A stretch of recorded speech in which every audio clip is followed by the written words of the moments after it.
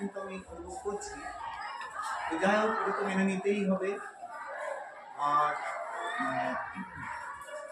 Sir madam আপনারা সবাই কম বেশি এখানে অভিজ্ঞতা সম্পন্ন আপনারা আছেন, হয়েছেন এবং হবেন। তো যে কথাটা আমি আগের দিনও বলছিলাম যে আপনাদের কাছে যার কাছে যতটুকু অভিজ্ঞতা যতটুকু এক্সপিরিয়েন্স আছে সেই অভিজ্ঞতা নিয়ে আপনারা আপনাদের যাকে এখন দায়িত্বে পাচ্ছেন, মানে আপনাদের যিনি এই প্রধান শিক্ষক দায়িত্বটা পালন করবেন আমাদের সবারই আগে আমাদের চঞ্চলবাবু, তো ওনার হাতে কিন্তু শক্ত করতেই হবে। এবং কেন করতে হবে? কারণ ওনার কিন্তু এই কাজগুলো অভিজ্ঞতা এখনো হয়নি, করতে করতে ওনারা হয়ে যাবে, এমন 6 মাসের মধ্যে হয়ে যাবে। তো কিন্তু আপনাদের ওই সহানুভূতি, সহমর্মিতা আর সহযোগিতা ভীষণভাবে দরকার। আমি কিন্তু সবসময় আপনাদের কাছে এটা আবেদনটা রাখছি বা এখনও রাখছি বা এরপরেও রাখবো যে এটা আমরা করবেন, যে যেন কোনো রকম অপ্রীতিকর ঘটনা এখানে না ঘটে।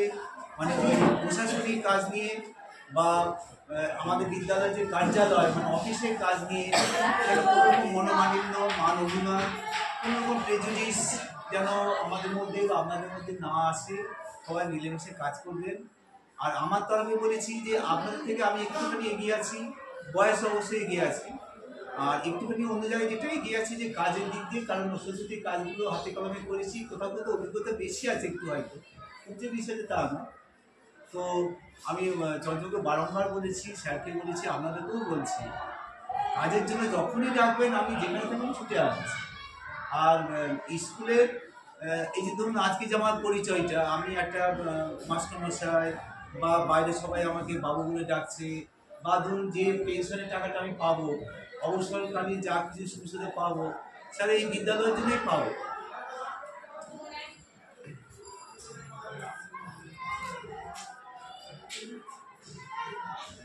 কাজে এই বিদ্যালয়ের প্রতি তো আমার একটা আনুগত্য থাকবে, আর মানে বলা যেতে পারে দাসত্ব থাকবে।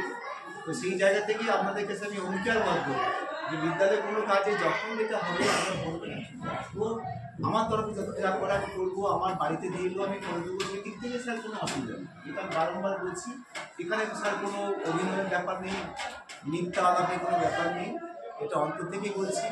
কারণ যতদিন বেঁচে থাকবো এই বিদ্যালয়ে চাকর হয়ে থাকবো, এটা আমি সগর্বে বলছি, এটা আমার খুব গর্বের জায়গা। তো সেটাকে আমি অমূল্য হতে দেবো না। সবাইকে আবারও আমি ধন্যবাদ জ্ঞাপন করছি, জ্ঞাপন করে আবারও অনেক অনেক আশীর্বাদ জ্ঞাপন করছি করে আমার এখানে রাখছি।